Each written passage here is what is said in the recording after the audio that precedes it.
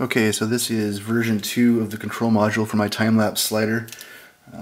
Android decided that they didn't want their phones connecting to ad hoc Wi-Fi networks anymore, so the Wi-Fi thing I was trying to do is out, and I didn't feel like lugging my computer around with me if I take this thing up into the woods, so I got myself a touchscreen.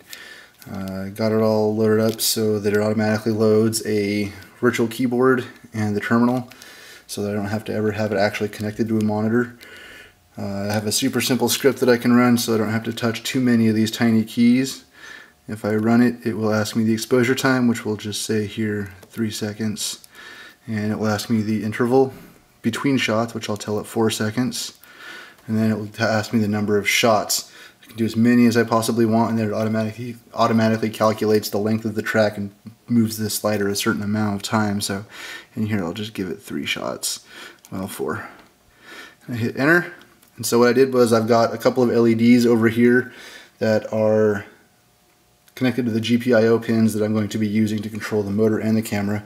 I already know the hardware works, I've tested that in the past, so this is just a proof of concept here. So if we start running the program, you'll see that, because you can't really see it in this light, but this lights up when the motor's running. It'll run through the whole process. As the motor's running, it slides a certain amount that's governed by a little bit of math. That it takes the 6 feet and divides it by the number of shots and automatically tells the motor how long to run in between each shot.